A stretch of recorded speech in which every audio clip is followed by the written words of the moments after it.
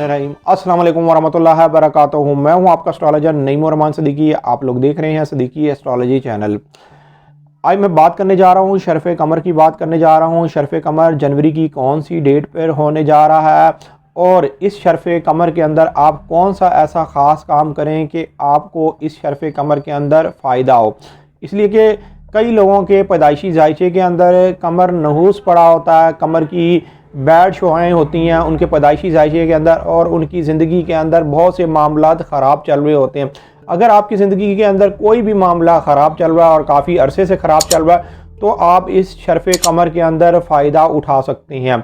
उससे पहले जिन लोगों ने अभी तक मेरे चैनल को सब्सक्राइब नहीं किया उन लोगों से गुजारिश है चैनल को सब्सक्राइब कर लें, साथ ही बेल आइकन को पुश कर दें ताकि मेरी आने वाली हर वीडियो आप तक आसानी से पहुंच सके।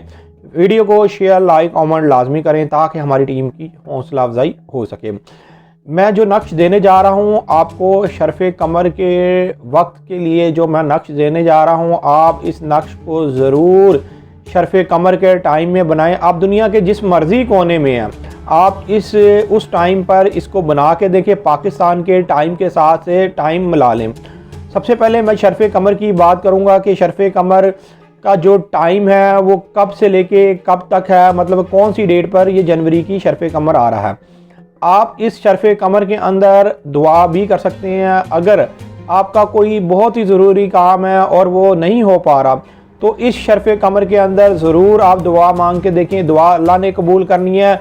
मैंने यहाँ पर सिर्फ आपको शरफ़े कमर का टाइम बताना है और मैं आपको ये शरफ़े कमर का नक्श भी यहाँ पर स्क्रीन पर दूंगा। आप इसको उस टाइम पर लिख सकते हैं। सबसे पहले टाइम जो है ये 21 जनवरी 2021 को ये पाकिस्तान के हिसाब से सुबह 4 बजे आ रहा है। AM का टाइम होगा और ये 6 बजे टाइम ख़त्म हो जाएगा।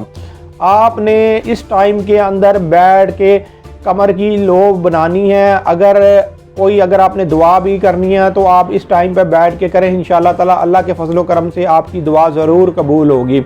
शरफ़े कमर की जो लो है ये आपकी स्क्रीन के सामने आ रही है। ये लो है, ये बिल्कुल सादा सी लो है।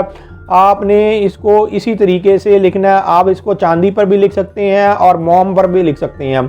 आप मोम पर अगर लिखना है एक मोमबत्ती लें और मोमबत्ती का पहले आप स्लेट बना लें मोमबत्ती की और फिर उसके ऊपर ये आप किसी भी कील या नो आप लिख लें। इंशाअल्लाह ताला ये आपके लिए बहुत ज़्यादा कारामद होगी। आपको कभी भी ज़िंदगी के अंदर कोई ज़रूरी काम है और वो काम आपका नहीं हो पा रहा तो आप उस वक़्त ये लो अपने साथ रखें। इंशाअल्लाह ताला आपका वो काम अल्लाह के फजलो करम से हो जाएगा। चाहे आपका कितना भी कोई ज़रूरी काम अड़ा हुआ है आप एक दफ़ा ये लो को आजमा के देखें और इंशाअल्लाह ताला आपका वो काम ज़रूर होगा।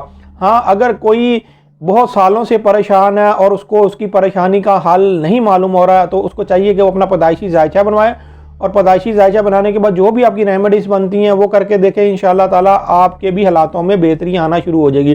जो लोग अपना पैदाइशी जायचा बनाना चाहते हैं ये मेरा सेल नंबर लिखा हुआ है, आप इस पर रब्ता करके अपना पैदाइशी जायचा बनवा सकते हैं। पैदाइशी जायचे की थोड़ी बहुत फीस तो होती है लेकिन आपकी बेहतर रहनुमाई कर दी जाती है। उम्मीद ये करता हूँ मेरी ये वीडियो आप लोगों को बहुत पसंद आई होगी। मेरी इस वीडियो को शेयर लाइक कमेंट और मेरे चैनल को सब्सक्राइब करना ना भूलिएगा। अल्लाह हाफ़िज़।